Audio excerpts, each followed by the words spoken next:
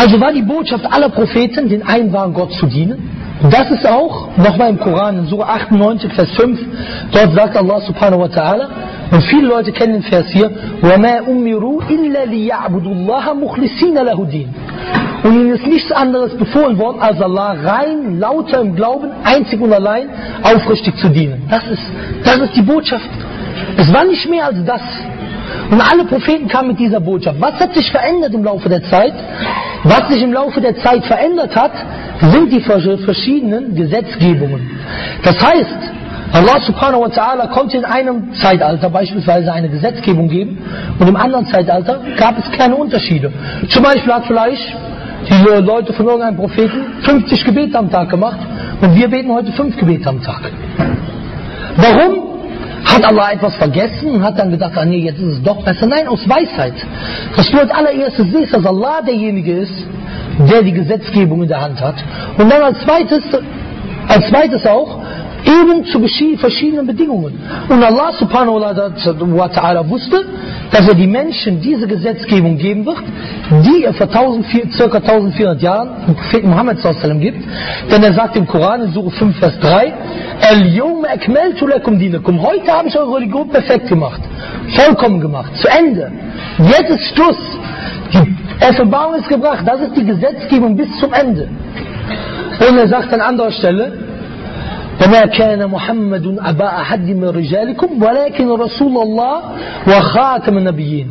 Muhammad ist nicht der Vater einer eurer Männer, sondern der Gesandte Allahs und Khatim, das Siegel der Propheten. Danach kommt kein Prophet mehr. Das heißt, die Gesetzgebung ist auch zu Ende.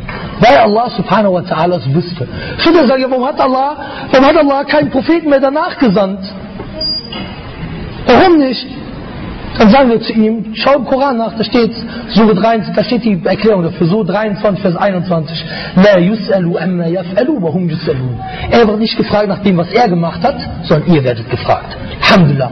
Nur als kurze Erklärung dazu, ja? So. Und wenn man das Wort Islam auf diese Art betrachtet, ja, dass man sagt, man will sich Gott ergeben, dann ist ein Christ, der zum Islam überwechselt, der wechselt eigentlich dann nicht seine Religion.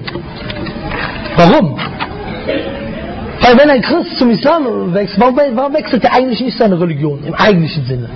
Weil wenn ich zum Beispiel etwas zugenommen habe, ich habe es zugenommen auch, aber ich will es ja am Abnehmen, Alhamdulillah. Wenn zum Beispiel jemand etwas zugenommen hat und er braucht dann eine etwas weitere Hose oder etwas weiteres, oder er hat einen Anzug vor, oder er hat was abgenommen. Er hatte vorher einen schönen Anzug gehabt, ja? So ein schöner Anzug. Dann nimmt er nicht den Anzug, jetzt wo er dünner geworden ist, weil er jetzt immer Marathon läuft, und schmeißt den Anzug in den Mülleimer. Sondern der geht zum Schneider und sagt zum Schneider, hier Schneider, bitte nimm etwas weg hier, füge etwas hinzu dort. Und er hat den Anzug weiter. Und genauso ein Christ, der zum Islam kommt, der soll seine Liebe zu Jesus a.s. nicht wegschmeißen. Der soll seine Liebe zu Maria nicht wegschmeißen. Der soll seine Tugendhaftigkeit, seine Ehrlichkeit, seine Charaktereigenschaften, die er durch diese Religion aufgenommen hat, die er durch diese Religion bekommen hat, die er aus dieser Religion zieht, diese positiven Eigenschaften, soll er nicht wegschmeißen. Nein, der soll die mitnehmen. Aber er soll einige Veränderungen machen. Hier etwas mehr, da etwas weniger. Dass er zum Beispiel an den Propheten Muhammad sallallahu alaihi wasallam glaubt, dass er nur noch Allah alleine anbetet, dass er nicht an die Trinität glaubt, sondern dass Gott ein unitärer Gott ist. Und das ist alles. Und der Weg dazu ist als allererstes die Shahada. Die Shahada ist der Weg, wie einer in den Islam eintritt.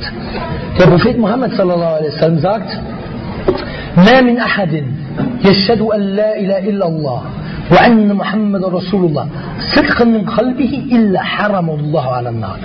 Niemand bezeugt wahrhaftig vom Herzen, dass es niemand das Recht hat, angebetet zu werden außer Allah. Und dass Mohammed sein Diener und Gesandter ist, außer dass Allah für ihn die Hölle haram macht, verboten macht. Das heißt, wenn du wahrhaftig das sagst, wenn jemand zum Islam übertritt, alle seine Sünden werden vergeben. Und Allah kann die schlechten Taten in gute Taten umwandeln. Und einmal sagte der Prophet Muhammad sallallahu alaihi wasallam, sagte er zu Mu'adh ibn Jabal: "Atadri ma haqqullahi 'ala al-ibad wa ma haqqul ibadi 'ala Allah?" Er sagt, weißt du, was das Recht Allahs gegenüber seiner Diener und das Recht der Diener gegenüber Allah ist? Weißt du, was das ist? Da sagte Mu'adh ibn Jabal: Akhlaq, Adab von einem Gefährten. Allahu wa Rasuluhu a'lam. Allah und sein Gesandter wissen es besser.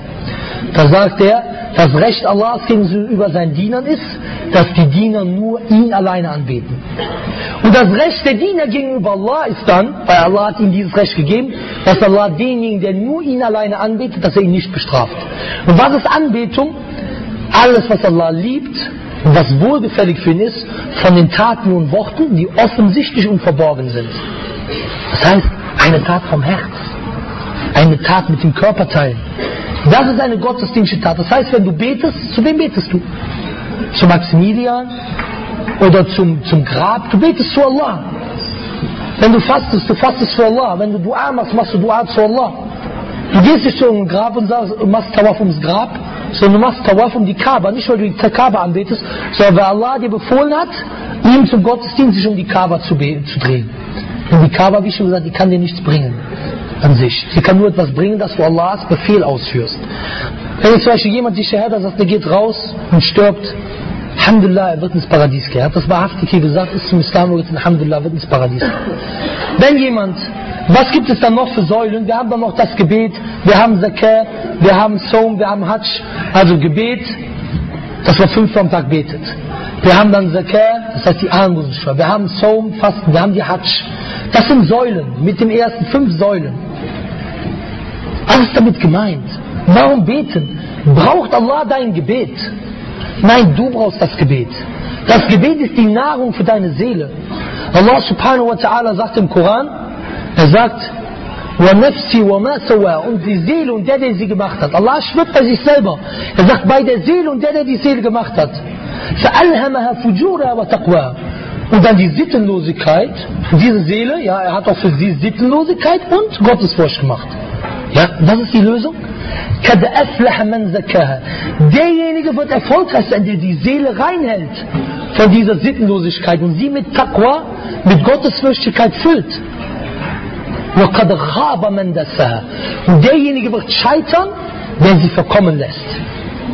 Das heißt, und dieses Gebet ist eine Nahrung für deine Seele.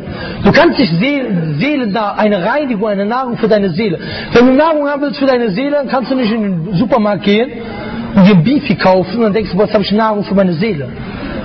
Oder du kannst nicht, wenn du die Seele reinigen willst, kannst du nicht den Bileder Wischbock nehmen und dir in den Hals stecken. Das ist keine Reinigung für die Seele. Die Reinigung für die Seele ist, dass du Allah dienst mit dem Gebet. Das ist, was Allah dir angeboten hat. Dann das Fasten, dann die Zakat. Das sind alles Taten, die einen Einfluss auf deine Seele haben, einen Einfluss auf dein Herz haben, einen Einfluss auf dein Wesen haben. Allah hat uns Dinge zur Pflicht gemacht.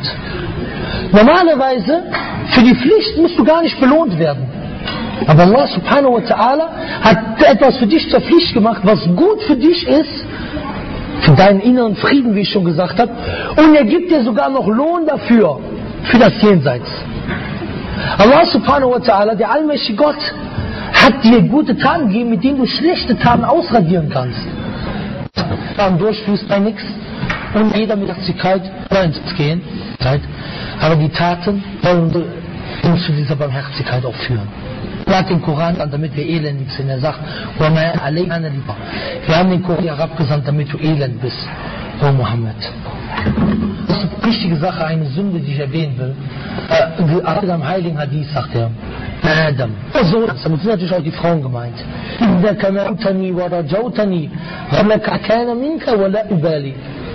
Oh Sohn, solange du mich anrufst und bittest, werden dir kommen, achten und reinlachen. Yabna Adam. Oh Sohn, und wenn deine Sünden bis zum Himmel hochgehen, dann bittest du mich um Vergebung, ich werde dir vergeben. Jetzt ein ganz wichtig. Yabna Adam, لو أتيتني بقراب الأرض خطايا. Wenn du zu mit so vielen Sünden, فقيتني لا تشرك بي. Du hast keine gemacht, anderen angebetet. Gesagt, Allah war krank oder schon dieses Ganze gemacht. Dann werde ich genauso Vergebung entgegenkommen. Deswegen der Punkt ist, dass wir Allahs Religion akzeptieren und dass wir kein machen, damit wir ins Paradies kommen. Für Muslime selbst wenn einverstanden ist mit allem, was ich gesagt sage, schicken Sie sich mit dem Islam, setzen sich damit auseinander und machen sich ein objektives Bild. Und bitten Sie, und ich kenne Ihnen jemanden, der Ihnen helfen kann, die Wahrheit zu erkennen. Das ist der Gott. Beten Sie zum Gott. Der Gott ist für jeden, auch für den, der nicht Muslim ist, wenn er zu ihm betet, er wird ihn inshallah hören. Er soll ihn anbeten, dass er ihm den wahren Weg zeigt. Und der Prophet Muhammad sallallahu hat uns das Gebet gezeigt. Allahumma arina al-haqqa haqqa warzuqna tibba'a. Oh Allah, zeige uns das Allah und hilf uns es zu befolgen. Warina al-batila batila warzuqna ijtinaba. Und zeige uns das Falsche als falsch und hilf uns es zu vermeiden. Und 17 Mal am Tag sagen wir im Gebet, Ihdina sirat al-mustaqim, führ uns den geraden Weg. Und es gibt manche Leute, was hindert sie daran, den Islam anzunehmen? Das sollte man sich fragen. Was hindert einen daran? Ja, viele Leute sagen dann, ja, wenn ich Muslim bin, dann muss ich dies machen, Kopftuch und... Nimm erstmal Islam und arbeite daran. Das ist, wie wir uns alle treffen. Ja, der entscheidende Punkt ist, dass man dem Islam folgt. Das Kopftuch ist eine schöne Sache, sowieso. Das ist eine Sache, die im Islam ist, das Beten und so. Aber als allererstes diese Sache. Was hindert einen daran zu sagen? Als allererstes, dass Allah es keiner wert ist, angebetet zu werden, außer der allmächtige Gott. Was hindert einen daran zu sagen, dass Mohammed der Gesandte Allahs ist? Dies sind die Worte, die ich spreche. سبحانك اللهم وبحمدك لا إله إلا أنت أستغفرك وأتوب إليك سبحان ربك رب العزة عما يصفون وسلام على المرسلين الحمد لله رب العالمين